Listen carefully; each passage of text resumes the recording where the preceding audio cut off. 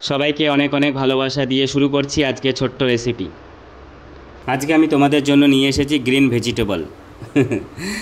আজকে আমি তোমাদের জন্য রান্না করতে চলেছি আলু পালক রেসিপি। আর আমি এই আলু পালক আজকে কিভাবে বানাবো সেটাই তোমাদের সাথে শেয়ার করতে চলেছি।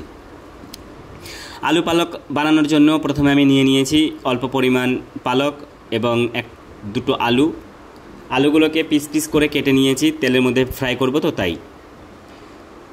প্রথমেই আলু পালক রান্না করার জন্য আমি পালকটাকে সেদ্ধ করে নেব। সেদ্ধতে দিয়ে দিয়েছি আর সঙ্গে দিচ্ছি 2-3 টুকরো আদা, তার সঙ্গে দিয়ে দেব 2টো কাঁচা লঙ্কা। তাহলে পালকের সাথে এগুলো সেদ্ধ হয়ে যাবে আর মিক্সারে পেস্ট করব, দারুণ লাগবে। তো এদিকে সেদ্ধ হচ্ছে আর ওইদিকে আমি চাপিয়ে দিয়েছি কড়াইতে আলুগুলোকে ফ্রাই হওয়ার জন্য। প্রায় 90% ফ্রাই হয়ে যাবে। এখানে আমার পালকগুলো সেদ্ধ হয়ে গেছে। এইবার আমি ঠান্ডা জলের মধ্যে পালকগুলোকে নামিয়ে নেব। ঠান্ডা জলের মধ্যে নামিয়ে নেওয়ার একটাই কারণ, তাহলে যে পালকের যে কালারটা গ্রিনটা ওইটা আরও ভালোভাবে ফুটে উঠবে। আমি এক এক করে সব পালকগুলোকে ঠান্ডা জলের মধ্যে নামিয়ে নেব। তো দেখতে পাচ্ছ খুব সুন্দর একদম গ্রিন ভেজিটেবল। তো কার কার পালক খেতে ভালো লাগে অবশ্যই কমেন্টস করে জানাবে। এইবার আমি সবগুলোকে নামিয়ে নিলাম। আর এই দিকে আলু পালক রেসিপি বানানোর জন্য আমি নিয়ে নিয়েছি কিছু পরিমাণ জিরে, 2টো শুকনো লঙ্কা, চপিং করা অল্প পরিমাণ রসুন আর কিছু পরিমাণ পেঁয়াজ, আর সাথে আছে ধনেপাতা কুচি।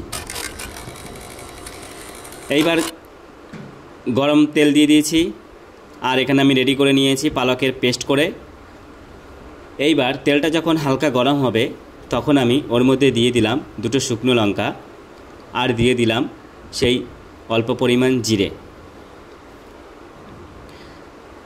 এই জিরে আর শুকনো লঙ্কা তেলের মধ্যে দেওয়ার পরে যখন একটু লাল লাল হবে তখন আমি ওর মধ্যে দিয়ে দেব রসুন, পেঁয়াজ এই কুচি। এই রসুন, পেঁয়াজ, শুকনো লঙ্কা, জিরে এইগুলোকে আমি সুন্দর করে যতক্ষণ না লাল হবে ততক্ষণ আমি ভেজে নেব। সত্যি কথা, গ্রিন ভেজিটেবল খেতে অনেক ভালো লাগে অন্যান্য ভেজিটেবল থেকে। যেগুলো সবুজ ভেজিটেবল সেইগুলো যদি সুন্দর করে রান্না করা হয় সেগুলো সত্যি কথা খুব ভালো লাগে খেতে। তো এখানে দেখতে পাচ্ছ আমি এগুলোকে সুন্দর করে লাল লাল করে ভেজে নেব। তারপরে দিয়ে দিলাম পরিমাণ মতো লবণ। সেই লবণটাকে আমি মিক্স করে নিচ্ছি।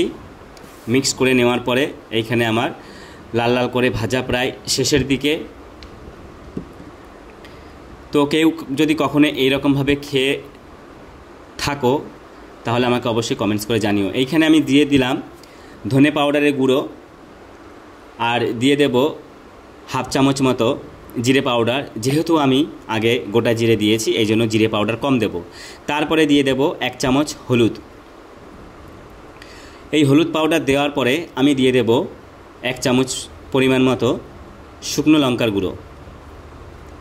এইবার আমি এই সবগুলোকে সুন্দর করে মিক্স করে নেব। আরও কিছু সময় সবগুলোকে একসাথে ভেজে নেব, তাহলে কালারটাও সুন্দর হবে, খেতেও একটা টেস্টি হবে। যত বেশি ভালো ভাজবো তত বেশি ভালো টেস্টি হবে, যেন না পুড়ে যায়।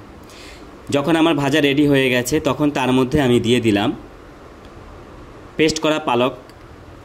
পালকের গ্রেভিটা একটু টাইট আছে, ওর জন্য আমি একটুখানি জল দেব ওর মধ্যে। অল্প পরিমাণ জল দিয়ে আবার আমি ওই জলটাকে দিয়ে দেব এই পালক গ্রেভির মধ্যে। এইবার আমি সুন্দর করে পালক আর মশলার সাথে সবগুলো মিক্স করে নেব সুন্দর করে। তারপরে আমি কিছু সময় এই পালকটাকে আর মশলার সাথে ফুটিয়ে নেব। অনেকক্ষণ ফুটাবো, যতক্ষণ না ফুটবে ততক্ষণ একটা খুব সুন্দর একটা খুশবু আসবে, ততক্ষণ আমি এটাকে ফুটিয়ে নেব। তোমরা এখানে দেখতে পাচ্ছ আমার পালকের যে গ্রেভি সেটা রেডি হয়ে গেছে। কত সুন্দর কালার, খুব সুন্দর গ্রিন। ওই যে ঠান্ডা জলে দেওয়াতে এই সুন্দর কালারটা এখনও আছে। তো আমি এখানে দিয়ে দিচ্ছি সেই ফ্রাই করা আলু। এইবার আলুগুলোর সাথে আমি আর পালকের সুন্দর করে মিক্স করে নেব। তো এই রকম যদি কেউ বানিয়ে থাকো অবশ্যই কমেন্টস করে জানাবে, আর কেউ কখনো খেয়ে থাকলে অবশ্যই কমেন্টস করে জানাবে। মিক্স করে দেওয়ার পরে আমি কিছু সময় রেখে দেব।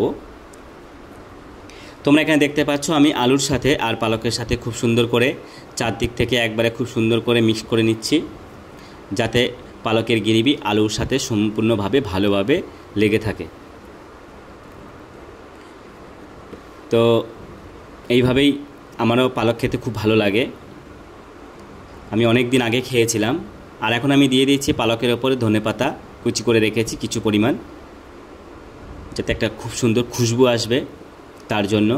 তাও এটাকেও আমি সুন্দর করে মিক্স করে নিচ্ছি। দেখতে পাচ্ছ আমি এখানে ধনেপাতার সাথে আলু পালকের রেসিপিটা আমি সুন্দর করে মিক্স করে নিচ্ছি। মিক্স করে নেওয়ার পর আমার আলু পালক একদম শেষ পর্যায়ে চলে এসেছে। তারপরে আমি এখানে দিয়ে দেব 1 চামচ মতো গরম মশলার পাউডার। দেখতে পাচ্ছ এখানে আমি দিয়ে দিচ্ছি 1 চামচ মতো গরম মশলার পাউডার।